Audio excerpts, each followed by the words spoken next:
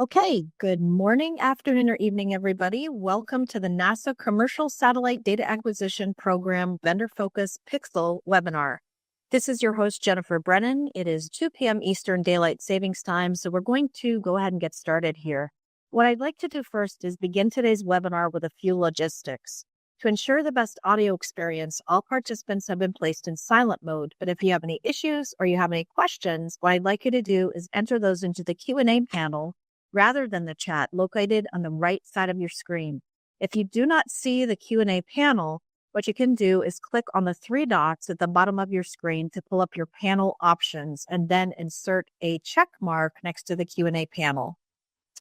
Just a quick word about the chat. Participants will have the capability to chat with the hosts and presenters, but not all participants. So if you have any questions, again, please enter them into the Q&A panel. If you need a little help troubleshooting WebEx, please feel free to send a message in the chat and we will work that with you. Today's webinar is being recorded. The recording will be made available online within a week of completion. Once completed, I will send an email to all registrants and participants that includes links to both the recording and presentation slide decks used within today's webinar. As far as timing is concerned, today's webinar will be 1 hour long with 45 to 50 minutes allocated to the presentation and live demonstrations. A 15-minute Q&A period will follow, and depending on the volume of questions we receive, we may extend the Q&A session, but we will have a hard cutoff of 3:15 p.m. Eastern. During this afternoon's webinar, we will have one speaker from NASA's Commercial Satellite Data Acquisition Program and 3 speakers from Pixxel to present the vendor content. Dana Ostrenga will be our first speaker this afternoon. She is the NASA CSDA project manager here at Goddard Space Flight Center and will kick us off with an introduction to the CSDA mission and program goals and provide a brief overview of the NASA CSDA Pixxel IDIQ contract and data access. And then from there, what we'll do is we'll transition to our Pixxel vendor speakers. All right, let me advance the slide here one.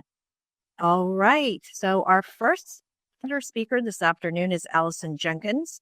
Allison is the Vice President for the Public Sector at Pixxel and will begin the vendor content portion of today's presentation with a brief overview of Pixxel, its constellations, and capabilities.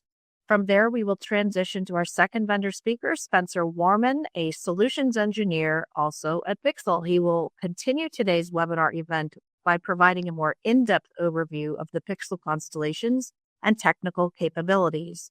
Once he has finished, we'll transition to our third speaker, Dr. Jeremy Kravitz, who is the Global Analytics Lead at Pixxel. Jeremy will provide a comprehensive overview of the data sets and speak to Pixxel data applications use cases. And then once he has finished, we're going to really quickly transition back to Spencer, who's going to highlight the Pixxel data discovery and access functionality and how to gain user support. After that, we will move to our optional final polls and open up the Q&A session. Before I toss it over to Dana, I'd like to say just a few words about this afternoon's Q&A session. We will try to answer all questions within the time allotted, but if we're not able to address your question during the Q&A period, our speakers will be able to follow up with you offline. So with that, I am going to stop sharing my screen, and it is my pleasure to introduce today's first speaker, Dana Ostrenga. Dana, so let me stop sharing my screen here, and I'm going to toss it over to you. All right.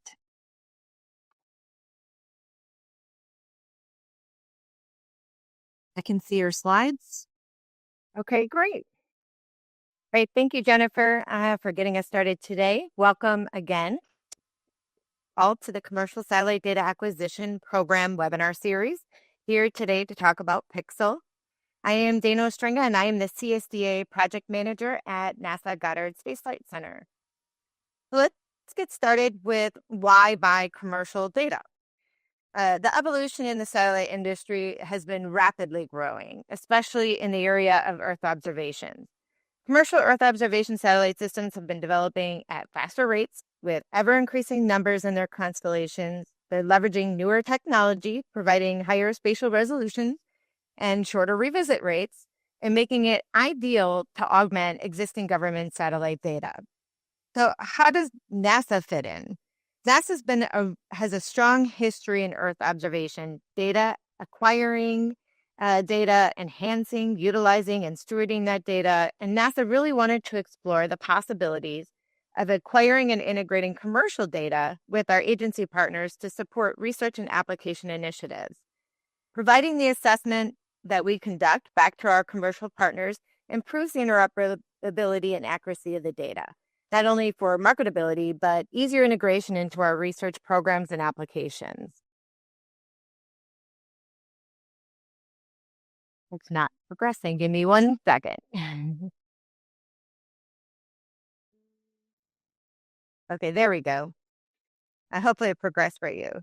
So if you missed any of our previous webinars, just to give you a little background, the Commercial Satellite Data Acquisition Program, or CSDA, has the mission to focus on identifying, evaluating, acquiring all commercial satellite data that support NASA's Earth science research and application goals. We are the centralized mechanism for NASA in acquisition and partnerships with commercial industry. The program has 5 main goals. One is to establish a continuous and repeatable process to on-ramp new commercial data vendors. We also want to enable sustained use of that data for a broader dissemination to our scientific community. We want to ensure long-term data preservation of the data that's been acquired, accessed, and distributed so that the data can ensure scientific reproducibility. And we want to collaborate with partner agencies, interagencies, international partners on the evaluation and scientific use of the data. And then we want to comply with the 2003 U.S. Commercial Remote Sensing Program. So we currently have 15 commercial vendors on contract that we can execute any kind of acquisition with. They vary from multispectral, hyperspectral, precipitation radar, synthetic aperture radar, or SAR, GNSS, or radio occultation data, and more. We completed our IDIQ on-ramp 1, cycled back in September 2024. And this was a multiple award on an indefinite delivery, indefinite quantity, fixed price contract that was in response to an RFP that released and was closed in March of 2024. That contract goes all the way through November of 2028. And we awarded 8 new vendors onto that contract, bringing our total up to 15. Part of these new vendors that were awarded, of course, was Pixxel. This means that any new vendor that is part of the CSDA program, we'll evaluate their data. And then once we're complete, they'll get to propose to competitive task orders. If there were previous vendors that have already been evaluated through like another contract vehicle that we had in the program, they also can compete for competitive task orders as well.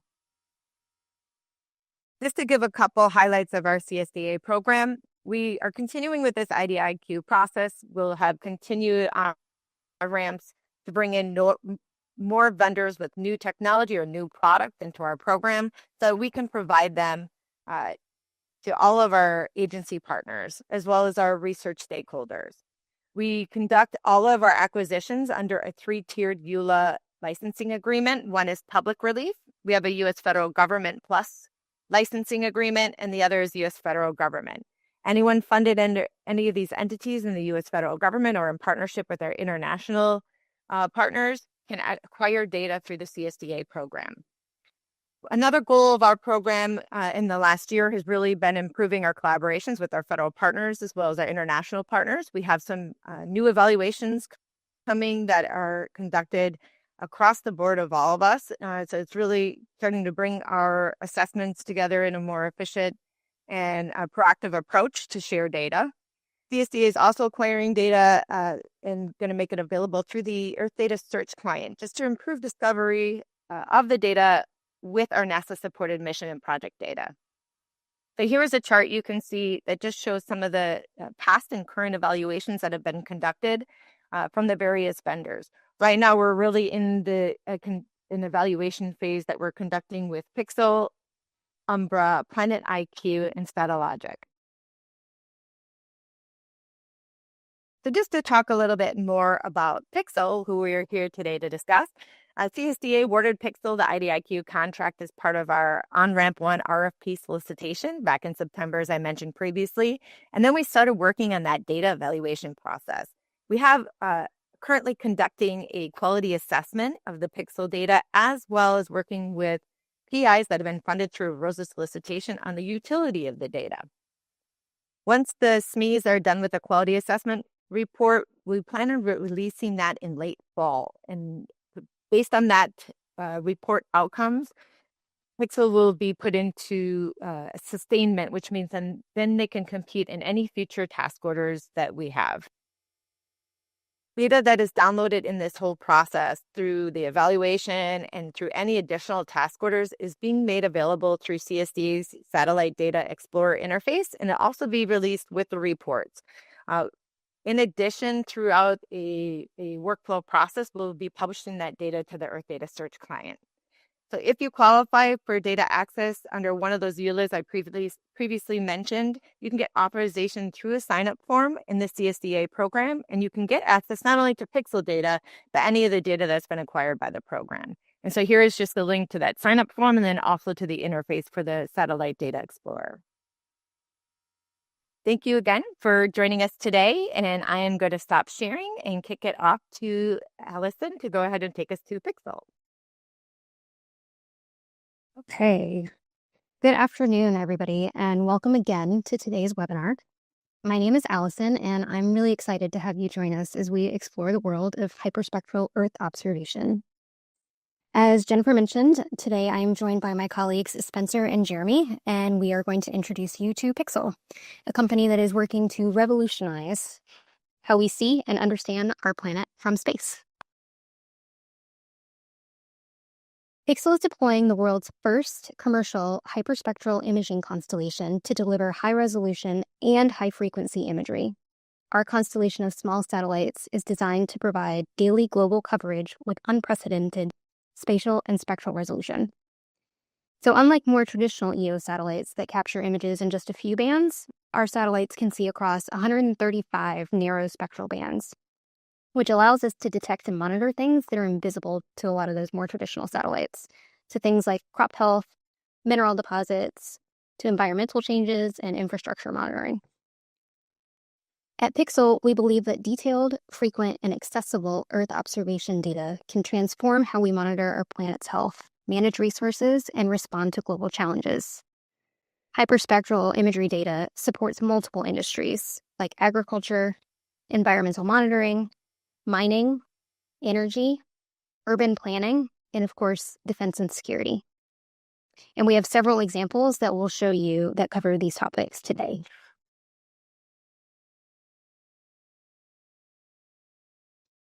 Since our founding, Pixxel has successfully launched 3 demonstration satellites, and earlier this year, we launched our first 3 commercial imaging satellites known as the Fireflies.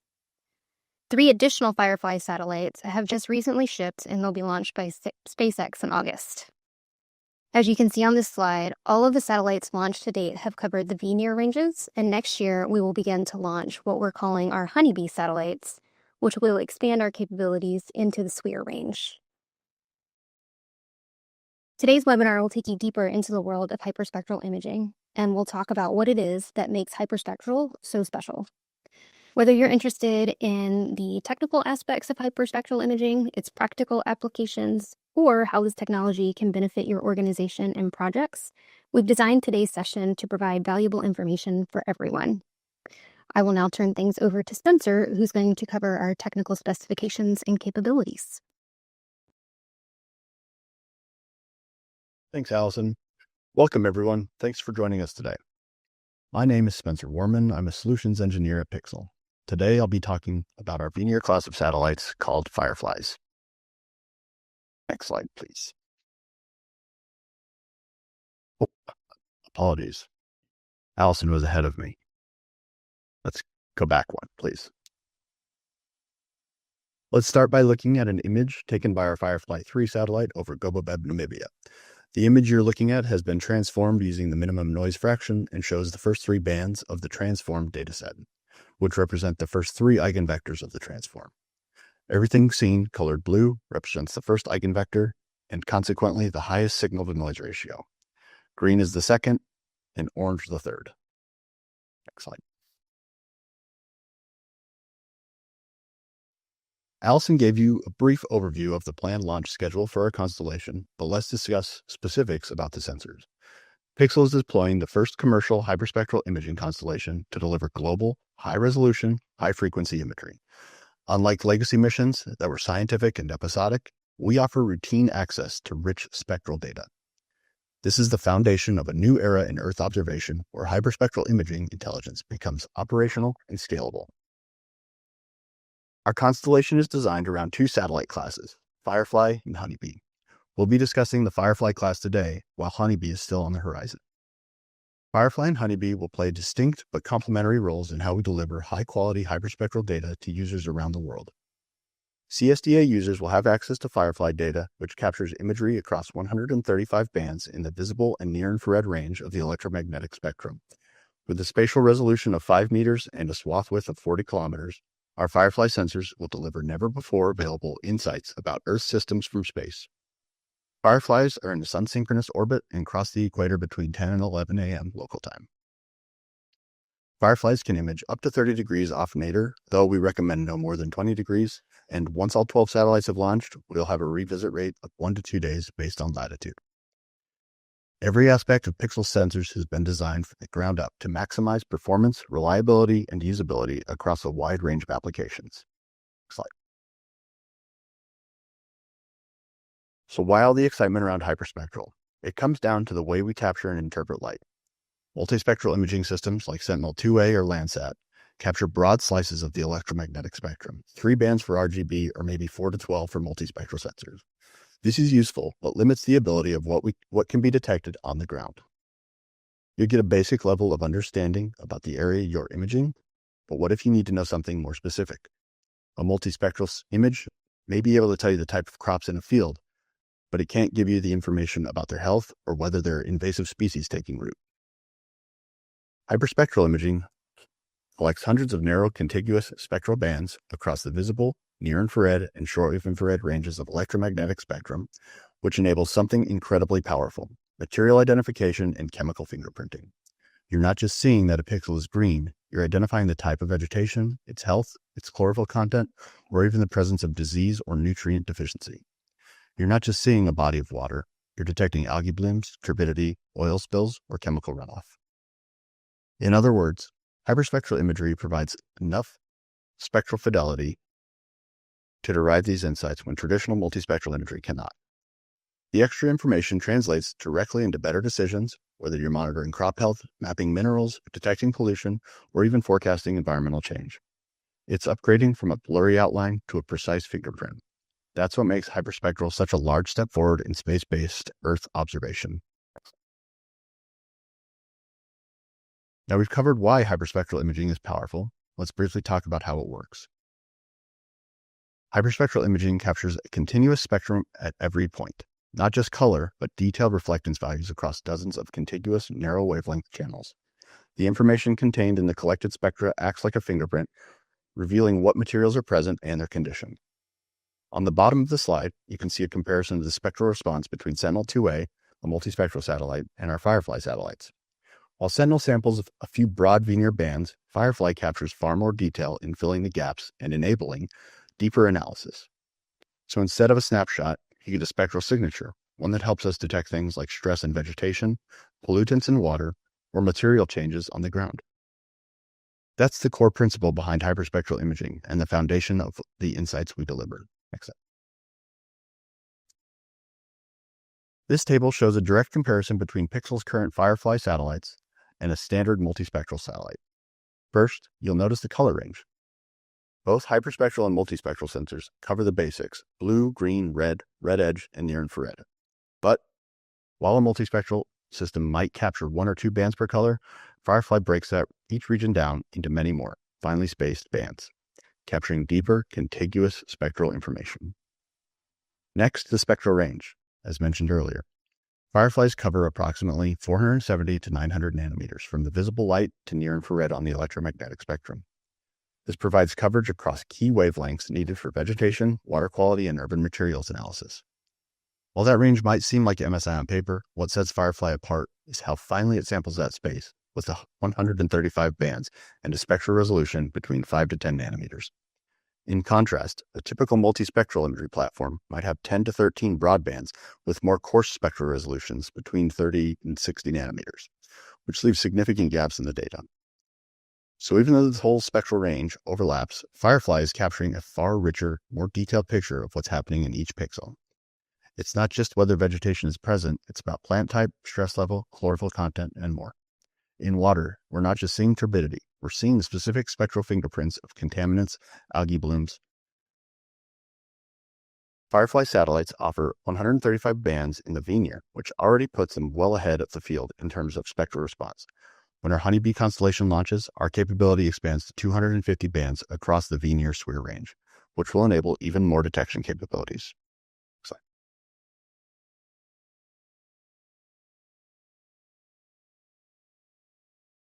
Here you can see the default spectral bandsets we offer.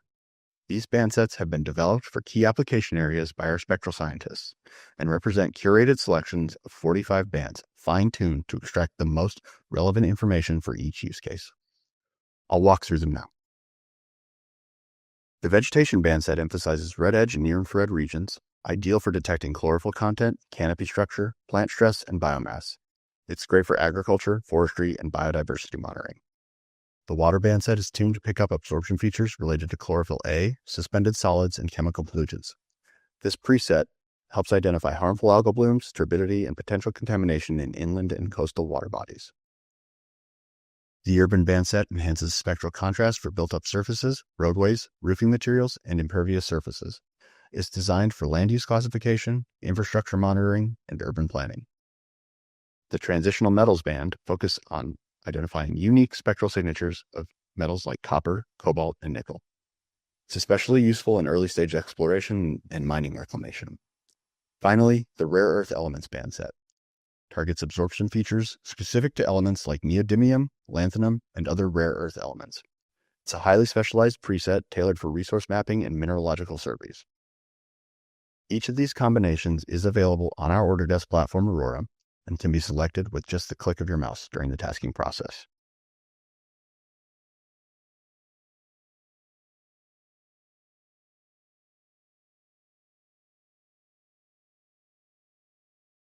Our default product is the Level 2A processed image, which is bottom of atmosphere reflectance. The L2A product is delivered radiometrically and atmospherically corrected, as well as orthorectified, and is ready for immediate use in scientific models, machine learning workflows, or geospatial platforms.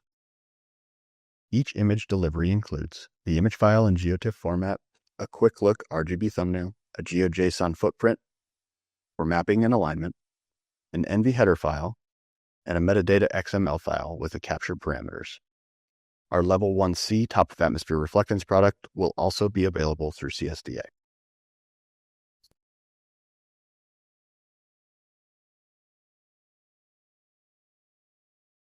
Before we dive into our Autodesk platform Aurora, let's look at an image captured by Firefly 1 over Sundarbans, India. It can be used for forest health monitoring, mangrove stress detection, and conservation strategy planning.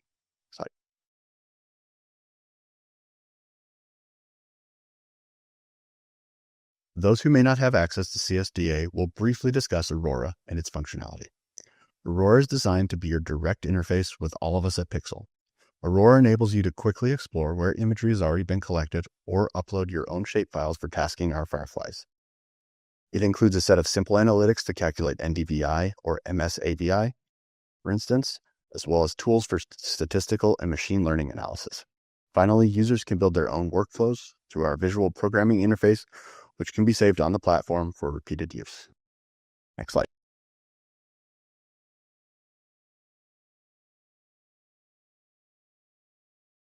Apologies for the sirens, everyone. Aurora is accessible via URL and makes tasking new collections or searching for archive data possible by drawing up or uploading an AOI. Once the AOI has been added, users need to specify a range of dates and default bandset for collection, setting a few other parameters like maximum cloud coverage and off-nadir angle, and hitting go.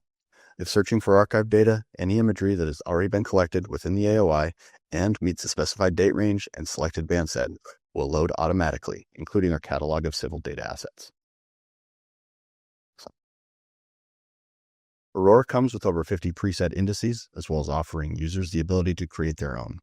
Users can visualize and analyze available datasets in Aurora, whether that's data from our fireflies or civil data from Landsat. Next slide. Our model marketplace offers the ability to run advanced statistical and machine learning workflows on an AOI, enabling more in-depth analysis for applications like biomass monitoring, water quality assessments, and determining crop health. Each model in the marketplace includes documentation on its use and presumed output.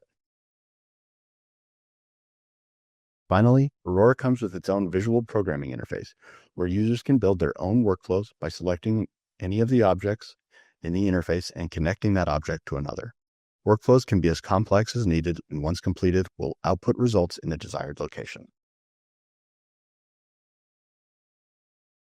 Here, another image from our Firefly 2 satellite. This image was captured over the Saloum River Delta in Senegal and highlights coastline change detection, salinity levels, and fisheries monitoring.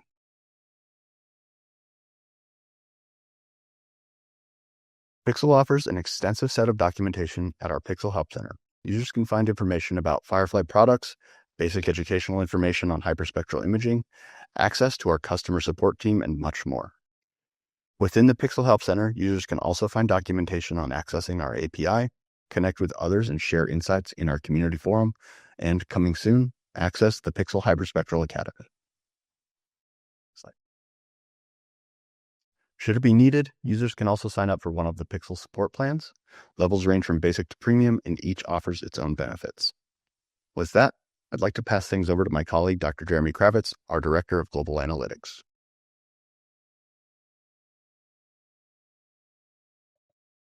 Great. Thanks, Spencer. Yeah. Hi, everyone. My name's Jeremy Kravitz. I'm the Director of our Global Analytics program here at Pixxel. Pleasure to be talking all today. I'm actually a previous NASA researcher, so it's nice to see some familiar faces in the audience. I'm looking at you there, Leanne. So this section of the webinar will explore how Pixxel's hyperspectral constellation can complement NASA's Earth science missions, projects, and data holdings. We'll walk through some science use cases Pixxel satellites have been able to tap into, across vegetation, biodiversity, water quality, carbon monitoring, and industrial monitoring, all areas where we hope we can unlock some new research potential. Next slide, please. So first, Pixxel's surface reflectance products are generated using a modified implementation of NASA's JPL's Imaging Spectrometer Optimal Fitting Routine, or commonly known as the ISOFIT Atmospheric Correction Framework. So this is the same core engine used in the Avarice series of instruments, EMIT, and potential upcoming hyperspectral workflows. So by aligning with NASA's calibration and validation standards, we're ensuring that our data is compatible and interoperable with other hyperspectral data sets in NASA's holdings. So this enables direct comparisons across missions, such as shown here, cross-calibrating Pixxel's Firefly sensors with EMIT or using our data for algorithm training and validation for NASA science goals. So this allows our workflows to be our transparent pipeline supports joint science and reproducibility. Next slide, please. So this slide now shows some of our vegetation monitoring capabilities, and in particular is showing an example of grapevine senescence detection and some tree species classification to highlight Pixxel's ability to detect crop stress and vegetation dynamics across different scales. So this senescence analysis over the Central Valley demonstrates early stress detection using hyperspectral imagery, using a particular narrow band hyperspectral focused indice known as the plant senescence reflectance index. And detecting early stress detection is a critical complement to NASA programs like SMAP or Landsat and the eco-stress missions, which monitor soil moisture and plant water use, but can lack the fine spectral resolution to isolate subtle physiological changes. The HSI tree classification shown here at high resolution builds on NASA's work with AVERS-NG, HITEST, and upcoming potential HSI missions, showcasing how hyperspectral imaging can resolve fine-grained biodiversity across agro and forest ecosystems, as well as urban landscapes. So together, these examples show up Pixxel's Firefly constellation can support precision agriculture, plant phenotyping, long-term ecological monitoring, all providing near daily complement to coarser, more episodic NASA missions. Next slide, please. In addition to vegetation mapping, here's some examples of some trait mapping applications. This slide focuses on estimating leaf biochemical and structural traits. For example, the chlorophyll content over on the right, as well as the leaf area index over on the left in the Urumqi region of India. And this is using an advanced radiative transfer modeling inversion technique. So this directly supports NASA's interest in radiative transfer modeling and trait retrieval for carbon cycle science, land atmosphere feedback studies, as well as ecosystem modeling. Our approach integrates in situ observations from NASA data holdings, as well as physics-based and machine learning hybrid inversions, similar to how NASA processes data from NASA airborne campaigns and hyperspectral missions. Firefly's global high-cadence trait mapping capability can assist in model calibration and upscaling for NASA's carbon monitoring system and LPDAC initiatives. Next slide, please. Additionally, this slide aligns strongly with NASA's carbon programs, showcasing forest above ground biomass derived from combined synthetic aperture radar and Pixxel HSI datasets. And this is benchmarked against NASA JEDI derived classifications. So our efforts align again with NASA's JEDI mission, which provides biomass structure using LiDAR, as well as the upcoming NISAR mission for SAR-based biomass mapping. So Pixxel complements these with surface trait information, filling spectral gaps in NASA's multimodal bias estimation efforts. And these results support things like the United Nations Project RED Plus verification project, which stands for Reducing Emissions from Deforestation and Forest Degradation in Developing Countries. Quite a mouthful, but it has to do with carbon credit monitoring and forest restoration tracking, providing critical inputs for climate modeling and carbon markets. And next slide, please. Blue carbon systems, including mangroves, seagrasses, and salt marshes, are among some of the planet's most powerful and natural carbon sinks, yet remain pretty under-monitored due to their spectral complexity and fragmented distributions. So this case study in the Saloum Delta in Senegal, which is a UNESCO biosphere reserve, shows how Pixxel's hyperspectral satellite outperforms Landsat in distinguishing mangrove types. We achieved over a 95% accuracy compared to roughly 86% from traditional multispectral sensors when compared to ground truth validation. And what's equally important is the ability to perform fine-scale land use and land cover mapping across coastal zones, being able to separate water, wetland vegetation, dry vegetation, and urban features, all of which can influence blue carbon accounting models. So these capabilities support zonation and restoration planning, IPCC blue carbon stock reporting, mangrove vulnerability assessments, and as well as MRV frameworks for carbon crediting. And these directly complement NASA's carbon monitoring system and recent blue carbon-focused airborne campaigns, as well as upcoming HSI missions, all of which seek improved carbon modeling and coastal ecosystem monitoring.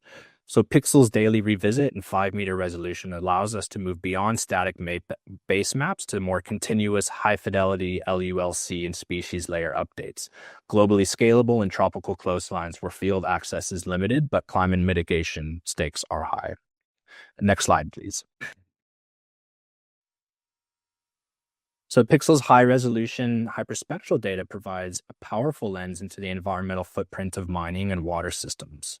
On the left, we show a lithium brine operation, where hyperspectral imaging allows us to monitor not just surface mineralogy, but subtle compositional changes across evaporation stages. And on the right, we're detecting a cyanobacteria bloom in Utah Lake, mapping parameters like chlorophyll A concentration, the cyanobacteria absorption, and also phytoplankton carbon estimation through advanced inversion routines. And these analytics are developed using a combination of in situ field data sets and NASA campaign-informed spectral libraries, building on efforts like NASA's Cyan program, which supports harmful algal bloom monitoring across the United States, and missions like EMIT and PACE, which provide global aquatic and land surface composition data. But Pixxel's contribution lies in its spatial detail and revisit rate, capturing changes in small lakes and high-value industrial zones that might be missed by broader-scale systems like MODIS or Landsat, and with higher spectral and temporal resolution than missions like PACE. Our spectral depth enhances early detection and modeling of ecological shifts, water quality degradation, and potential contamination events tied to extractive industries. Next slide, please. Building on the mining theme, tailings dams pose a growing environmental and human safety risk, as seen in recent failures globally. With Pixxel spectral granularity, we're able to perform sub-pixel spectral unmixing to identify the presence of hazardous minerals or leakage indicators within and around tailings facilities. This type of analysis supports compliance monitoring, change detection, and proactive risk assessments, providing critical insight for governments, operators, and insurers alike. It also complements NASA's mission to integrate Earth observation into disaster risk frameworks, aligning with the goals of the NASA Disasters Program and resource management tools. Looking ahead, we envision our Firefly constellation contributing to global monitoring networks, flagging early warning signals from vulnerable infrastructure with science-grade reflectance data. Next slide, please.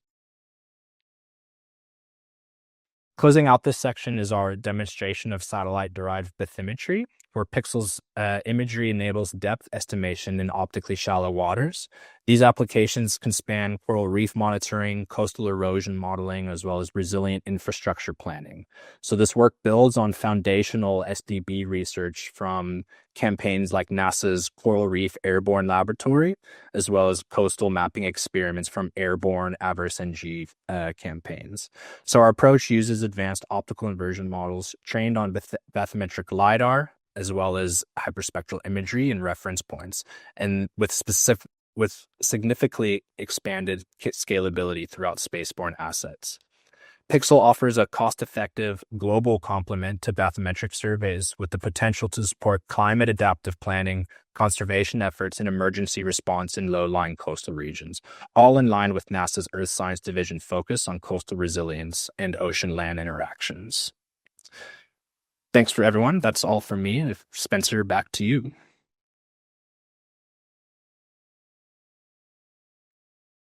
Thanks, Jeremy. As mentioned earlier, users can task any of our satellites through our Order Desk platform, Aurora. Let's briefly walk through that process.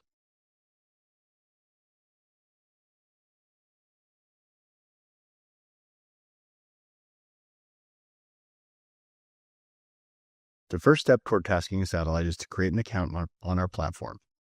From there, users can interactively create an order directly on our website, or alternatively place orders through our API. Once the order is received, the platform will run a fast feasibility check, making sure there are no issues with collection parameters entered. If the order passes the feasibility check, the next step is prioritizing its status in the queue, where it will make its way through our operations and mission planning teams through to our image processing and requirements team before final delivery. Next slide. Finally, we offer 3 tasking levels, each with their own collection windows: flexible, expedited, and critical. Users can also set up repeat tasking for monitoring purposes, which considers preferences for area of interest, cadence, and period to capture imagery. Pixxel also offers an image archive, which provides quick access to all our satellite images. The image archive allows users to quickly search, preview, and purchase any of our hyperspectral imagery. Next slide. For questions or to learn even more about Pixxel, feel free to reach out to any of us you've heard from today, or feel free to visit our website. With that, I'd like to take this opportunity to thank NASA for providing Pixxel with the opportunity to share this information. Now back to Jennifer.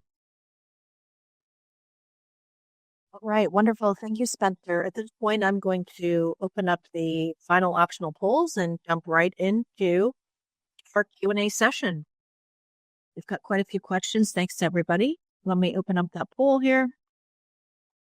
It'll be open for 30 minutes or so.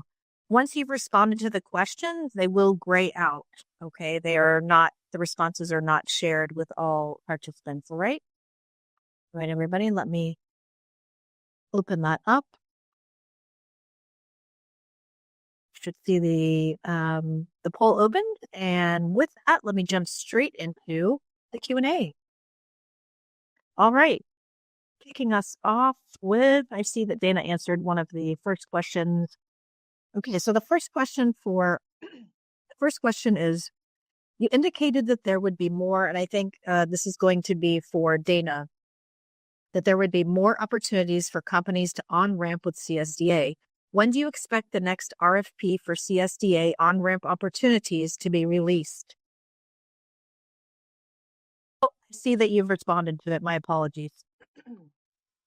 All right. Gotta bring it along to the mid chat.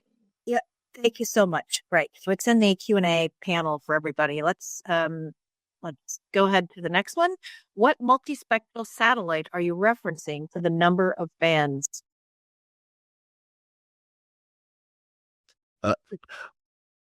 I'll have to reach back to our team on that one. I'm not entirely certain which multispectral sensor that's a comparison to, or if it's just meant to illustrate specifically the differences between hyperspectral and multispectral images.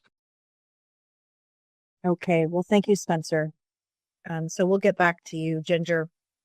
All right, so the next question is, does Pixxel have an open data program for natural hazards? Yeah, Jennifer, I did answer this, but I'm happy to see that, answer. yes. I'm happy to answer it here.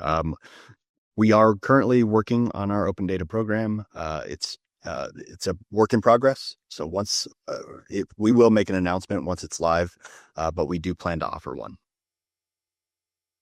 Okay, thank you, Spencer. The next question I did respond to, but I want to read it aloud just in case there is additional feedback from the Pixxel team. Can we access free Pixxel data? And my response was, if approved to access Pixxel data via the NASA CSDA program, the data will be available to you at no cost. But now I toss it to you in case there's some additional feedback regarding freely available Pixxel data outside of CSDA that you would speak to. Yeah, so that any freely available data that we'll offer will go through our open data access program. So once that's live, again, be on the lookout on your socials and LinkedIn and things like that, or visit our website from time to time, and we'll be making an announcement on when our open data program goes live. All right, thank you, Spencer. I'm trying to make sure that I'm not reading questions aloud that have already been responded to with text response. So the next question is, what is the SNR for the aquatic range of spectra that is targeted? What is the sensitivity for dark targets like ocean data? Yeah, I can take this one. Hi, Leanne. So for our tech demonstrators, we did full SNR analysis on those. We're in the process of doing our full signal to noise ratio analysis across various surface types with our Firefly mission right now. We're looking hopefully to achieve at least an SNR of roughly 40 to 50 in coastal and inland waters. Open ocean areas, our satellites aren't necessarily designed for. We're not capturing open ocean areas as of yet. It's not in our kind of mission design plan. So, but for coastal and inland waters, that's kind of the range we're looking at. Okay, well, much appreciated for that response, Jeremy. The next question is, do Firefly instruments have pointing capability? Can we task the current operational Firefly, this seems to be a tongue twister for me today, I apologize. Can we task the current operational Firefly sensors to observe the same target at the same time?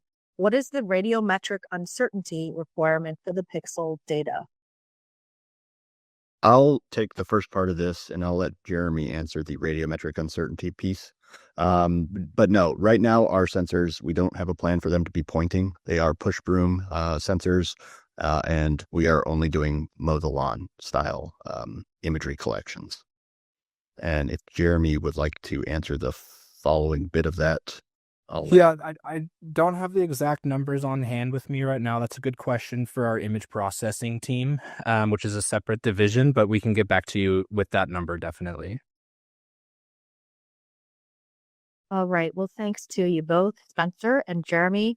The next question is, as an atmospheric science and air quality composition scientist, are there any atmospheric products? Plus, I assume there must be atmospheric correction performed, correct? Yeah, so I'll take this one. So yeah, as discussed in the presentation, we are using the ISOFIT atmospheric correction routine. As part of ISOFIT, the outputs of water vapor and aerosol optical depth are retrievable, but it's extremely computationally expensive for our kind of data-rich hyperspectral images. So how we're approaching this currently in the atmospheric correction approach is similar to what they're doing with Emit and Avers NG, where they're using a super pixel approach, with the assumption that atmospheric optics don't change over very small spatial scales. So we derive the atmospheric parameters over larger superpixels and then relate those back to the individual pixels. But if we try and run it pixel by pixel, which then we could get a pixel by pixel approach for AOD and water vapor, it's extremely computationally expensive. So we're not doing that yet, but we are looking into ways that we can increase that computational efficiency so that we can offer those products as well operationally. Okay, wonderful. Thank you, Jeremy. The next question is, what is the projected lifespan of the Firefly and or Honeybee satellites? For example, how long are they going to be on orbit? And then there's a second part, follow-up. When an individual satellite reaches end of life, will Pixxel replace it with the same capability or move on to some other project? Yeah, right now they're designed for a 3-year lifespan. Firefly is. That means it could last longer than 3 years if you're familiar with other satellite programs, or they may not last that long. But they're designed to last nominally 3 years. For follow-on, yeah, we are definitely planning follow-ons, but we're still kind of in the early stages, trying with Honeybee at the moment. So I don't think we've gotten too far down the road on next steps beyond Honeybee at this point. But we will have, once the entire constellation is operational, we will have 12 Firefly satellites, so the Veneer satellites we discussed today, and another 6 Honeybee satellites, the Veneer SWIR satellites that we are in the design process for. Okay, excellent. Thank you. The next question is, who are you working with on the harmful algal blooms and tailings dams? Yeah, currently we're looking for potential partners that would be interested in sharing validation data with a data sharing approach where we could supply some imagery and they could supply some ground truth data. We're working with a few organizations in India at the moment where we've been testing out some of these algorithms, as well as for the algal bloom monitoring using open source publicly available data sets to test certain algorithms. But we will be over the next 6 months to looking at partnering with different organizations around the globe. Okay, thanks so much, Jeremy. The next question is actually for Dana, and it has to do with the sign-up form. One of the users, webinar participants, is asking whether or not the sign-up or request form for accessing Pixxel data, is that what they should be using for already funded NASA projects? And then the follow-up is that Pixxel is not listed there as a vendor. Yeah, thank you, Jennifer. I think I commented, but I'll just add here for everyone else. Please use the sign-up form. Any of the data that is acquired under the CSDA program would be made available to you. If it is not listed in the form, you can comment on the data that you are interested in, and then we can make sure to reach out to you when it is available in the repository. So Pixxel is currently being added to the repository as we speak, with the data that's currently being acquired as part of our evaluation. And then if you have additional interests for other hyperspectral data or more hyperspectral data from Pixxel, please reach out to the program, and then we can communicate back and forth with each other on the feasibility of acquiring that additional data. Okay, excellent. Thank you, Dana. I'm sorry, I didn't see a response to that in the Q&A, but maybe you commented in the chat. Apologize for that. So the next question is, thanks for the response, is there an easy way for a user to understand which configuration was collected? Example, is the configuration listed in the file name? Yeah, so all of it is listed in the metadata that we deliver, but the user, whoever's tasking the sensor, will also be able to select which bands you want collected, whether that's any one of those 5 default band sets. Right now, we are not currently offering, but we will be offering soon, the ability to create your own custom band sets. So a set of bespoke 45 bands that you're interested in. And then we also will offer band sets that kind of mimic the characteristics or spectral response, if you will, of like Landsat or Sentinel-2A. But to answer the main part of that question, yes, you will know which bands you've collected. It will be one of the lines in the metadata file. I'll also just add to that. I'm not sure if it was if it's understood correctly, that all 140 bands are collected at the sensor. It's just the bands that are downlinked is what you will be choosing. So you can choose from, like Spencer said, either any of our specified default band sets, which have been decided through a bunch of different simulation and modeling approaches, or as Spencer also said, eventually be able to choose a custom band set for your specific needs. We could also work with you directly for a specific use case and help you better define a certain band set that will be appropriate for your application. Okay, thanks to you both. And because we are talking about band sets, I'm going to lead with a question that's a little bit further down and then skip back up to where we left off.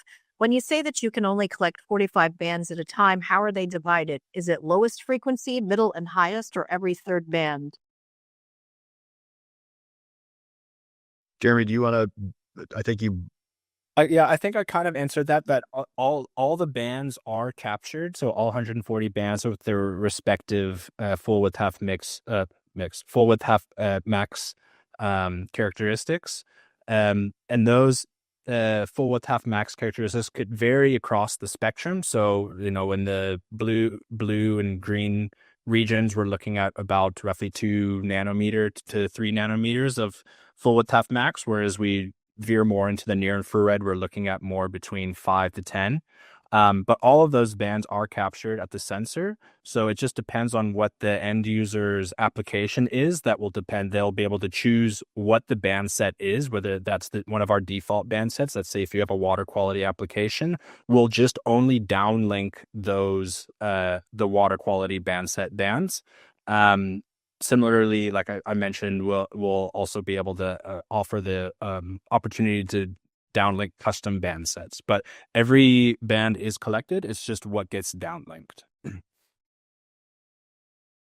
Okay, thank you. I'm going to continue on with the questions that are in the Q&A panel.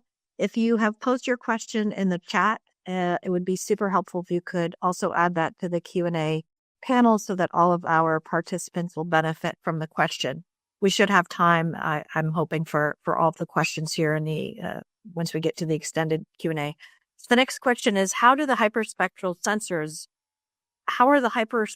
sensors measuring depth up to 15 meters in the shallow water? How is LiDAR coming into this scenario?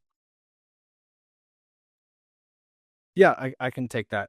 The level of uncertainty involved with deriving depth from 1 meters to 15 meters varies pretty drastically. So I didn't have an accompanying uncertainty map with that, but below 10 meters is essentially our quite high uncertainties. That's not very well validated. We are pretty confident in our inversion approach, though, from up down to about 10 meters. But that was just more of a demonstration image, just to more acknowledge the application and potential kind of data partnerships with NASA and others. Okay. Thank you again, Jeremy. So the next question is, are Pixxel Avarice Emit intercalibration results publicly available? Also, where can we find the SNR estimates for currently operational sensors? Yeah, so the cross calibrations are not publicly available yet. We are planning on putting out likely a publication around these cross calibration activities. The SNR data, as well as it, will be released once we have completely finished our commissioning phase and have finished all of our calibration collects. And so yeah, I think it will all be eventually, but it's just not yet. Okay, excellent. Thank you. The next question, or this could be either for Dana or for our Pixxel speakers, is, so if you could kind of recap what Pixxel, data products are offered through CSDA. So from the Pixxel side, we will be offering our L2A and L1C data products. So L2A, again, is the bottom of atmosphere reflectance product, which is also orthorectified. And then L1C is top of atmosphere reflectance. Okay, thank you. In just a second, I'm going to put actually, Joe, if you could put the shortened links to both presentations in the chat, again, that would be super helpful. Appreciate that so much. And then I'll move on to the next question while you're doing that. Okay, so how do you envision leveraging the complementary strengths of synthetic aperture radar, or SAR, and hyperspectral imaging in your future Earth observation missions? Are there plans to integrate or fuse SAR and HSI data to enhance analytic capabilities and deliver more robust insights? Yeah, I can take that question. So yeah, 100%. We're already doing that with some of our products, such as the above ground biomass product. But we are currently also working on more multimodal fusion approaches, as well as geospatial foundation models. So we're working on all of these, building out multimodal AI models to also create universal embeddings, as well as make these analytical models a bit more scalable, as well as more cross-region applicable. So these are things that are all being worked on in-house at the moment. And so hopefully we'll be able to provide things like this in the future. Okay, wonderful. Thanks, Jeremy. So the next question, I believe we, at least partially answered the second part of the question, but I'm going to go ahead and read the two parts all the same. Can Pixxel be tasked for a growing season? What is the max coverage area a NASA PI can request? Part one. And then part two is, are NASA satellites used in atmospheric correction? If so, which? And I believe you addressed this a bit earlier, but there you have it. So go ahead, Jeremy. No, go ahead, Spencer. You can probably take it. Yeah, I was just going to say, so for tasking purposes, yeah, we are a task-based system. So in our footprint we are a 40-kilometer swath and can nominally collect up to about 80 kilometers, so 40 by 80 kilometer swath. I will say you get into limitations in terms of data size and what your computer can process. Obviously, there are beefier machines out there than others, so it's really a limitation only on what your computer is able to kind of like how big your RAM is, I guess. So, yeah, we are a taskable system, and you can set that up for growing seasons around the world. All right, perfect. Thank you, Spencer. And also thank you again to Jeremy. So the next question is, it sounds like you measure a larger number of bands on board and then downlink only a subset of those based on a selected mode. Is that correct? Will that be true for the next generation of satellites as well? So that is true for our current Firefly system. What we are planning for our future Honeybee and shortwave infrared systems are going to be more traditional imaging spectrometers, which will be downlinking the full band sets that are captured. Okay, thanks, Jeremy.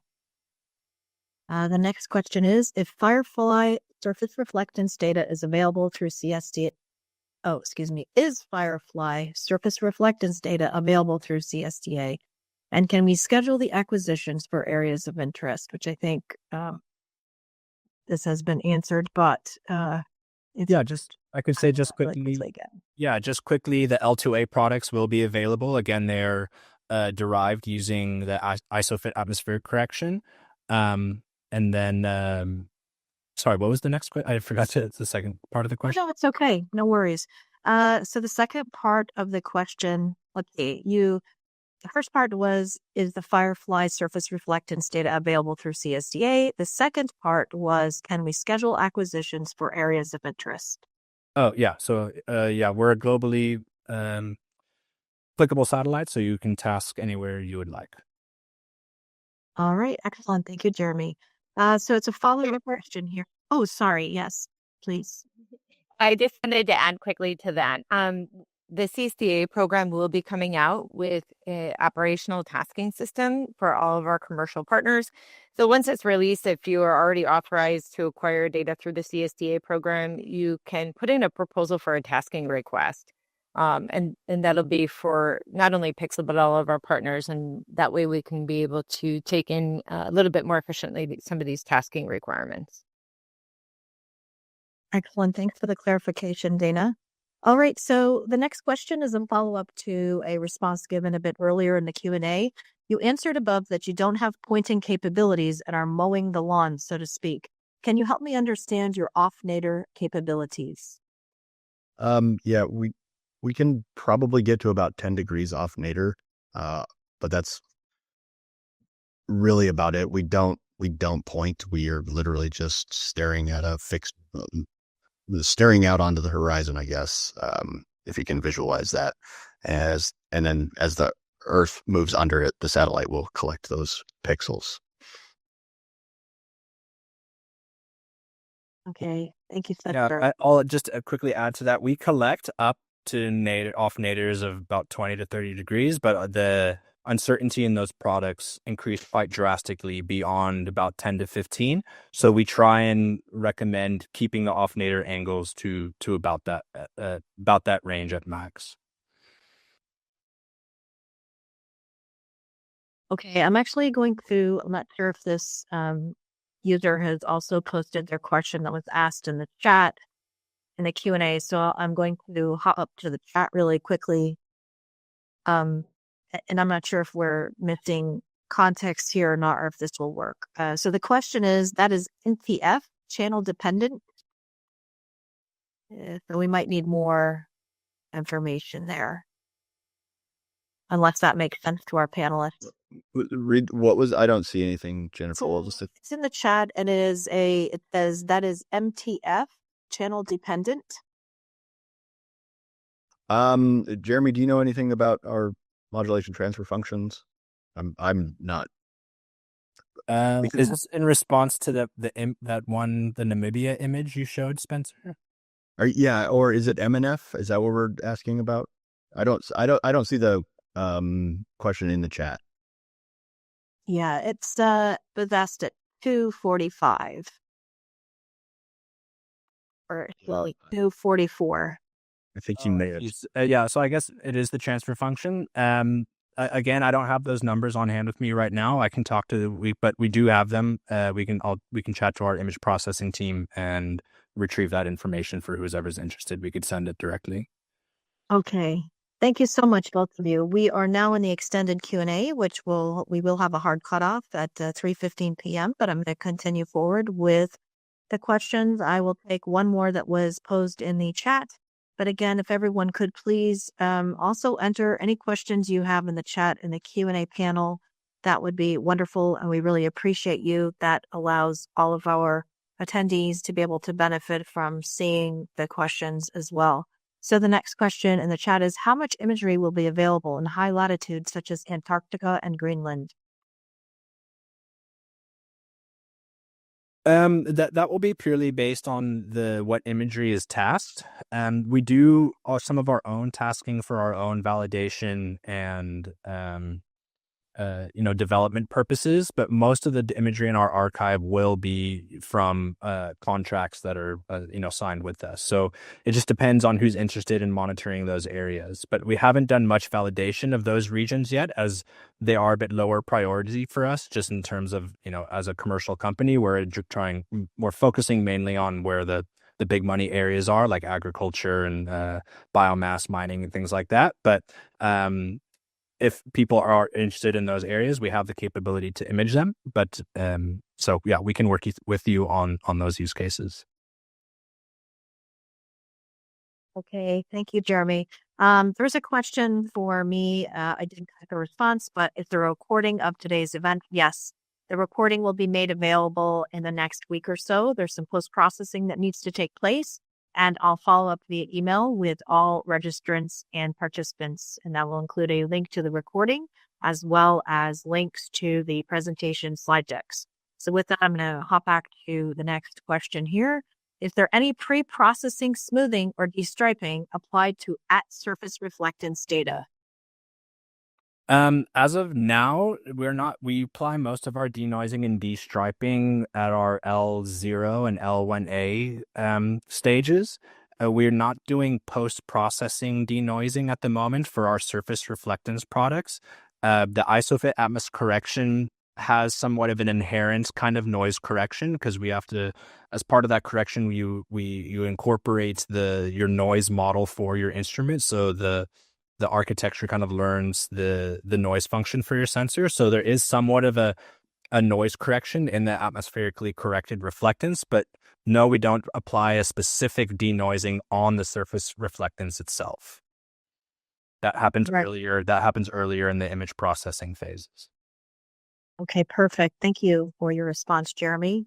Okay, so this is a question. What data are you looking for algal blooms? I'm not sure if this is a question for our speakers, or was that something? I think that might be for me. We are looking for any data. Surface reflectance data from water, water quality parameters and constituent data, anything that we can, we're not like a big NASA agency where we can fund big airborne campaigns and validation campaigns. So most of our validation comes through partnerships. All right, thank you. And I think we just addressed the question about the imagery available in high latitudes, such as, yes, we did. Okay. Let me move on to the next one. Bear with me just for a moment, if you would. Thank you. All right. Is the top of the atmosphere reflectance orthorectified? Yeah, it is. All right, excellent. And the next question is, when I asked about what data were available, I was wondering what dates, times, frequency, everything. Since not all are launched yet, is there a ramp up, or will data only be available when all satellites are launched in formation? Data is slowly coming online. No, we will not be waiting until all of the satellites are operational. We're still, I think Jeremy mentioned, we're still kind of going through the sensor calibration phase and everything. But once data is available, it will be posted to our platform. Yeah, and I'll also add to that. So yeah, currently we have 3 satellites in orbit, and that gives us roughly a revisit time of 4 to 6 days, depending on where in the world. We'll be launching 3 more this August, and once those are finished with commissioning, that revisit time will drop to about 2 to 3 days. Once we get to full constellation about maybe late next year, we'll be looking at a near daily revisit. All right. Thank you very much, Jeremy and Paul Spencer. Let's see here. Okay, so the next question is, when can we When can we anticipate to have access to level 2A Firefly data through CSDA? Think that might be a question for Dana.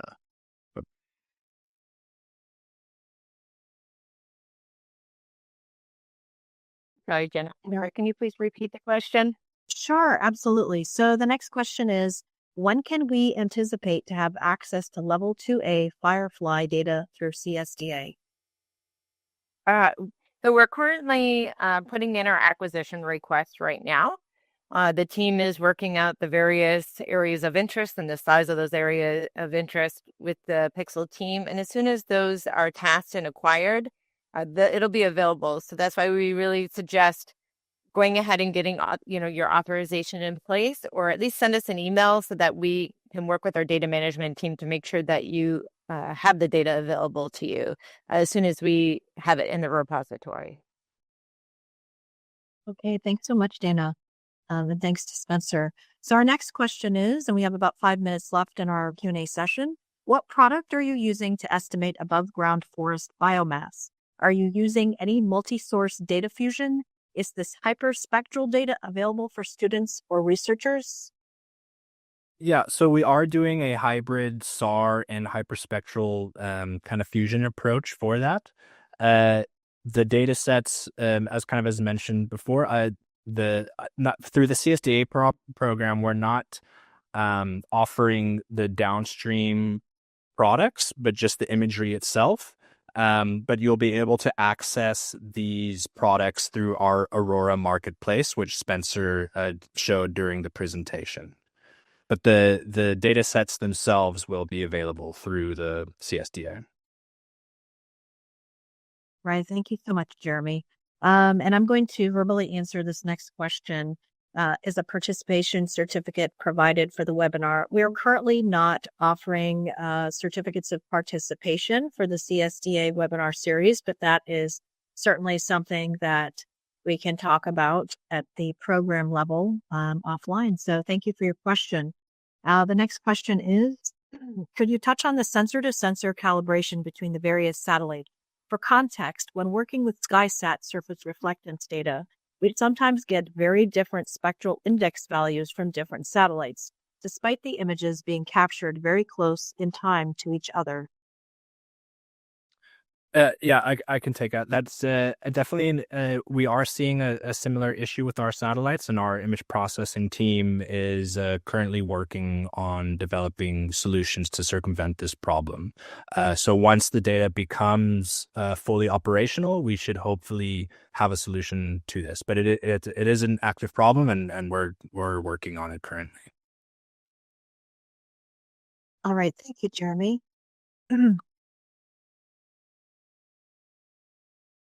All right. Are there any plans for level 3 or level 4 products from Pixxel? Yeah, I can take that. So the level 3 plus products will all be available through our Aurora marketplace, through our Aurora platform. All right. Thanks again. All right. Let me take a look. Just trying to make sure I'm not missing anything. I've got a couple minutes. Let's see. The next question is, there's actually two. I'm going to hop up to the chat. There's a question asked earlier on. Are the details of sun satellite geometry for each pixel included in the level 1C files? Yes, they are. All of the relevant metadata will be accompanied with each image. Yes, and there was another question in the chat. Are there other presentations available?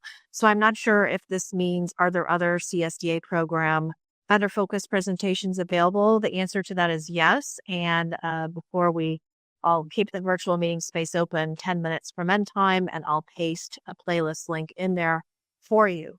If you were referencing other Pixxel presentations, please do clarify that. Yes, the presentations for today are going to be made available. We can put the presentation slide decks in the chat for you, the links to those. The recording will take a few days in terms of post-processing. And then I'm going to hop to the last question that we likely have time for, and it is, do you maintain satellite orbit? Yes, we do. Right? Yeah, I mean, we do to the best of our ability. Obviously, towards end of life, they may start deorbiting somewhat, but yeah, for the most part, yes. All right. Well, let's see here. We basically have 1 minute left. Again, Hey, Jennifer. yes, of course. Sorry, I just need to put in one correction from the Q&A here. The expected lifespan for the Firefly satellites is actually 5 years, not 3 years. Okay. Well, thank you very much. That was Allison, yes? Yes. Thanks, Allison. All right, then. I think at this point we have reached the end of our Q&A session and the end of this afternoon's webinar event.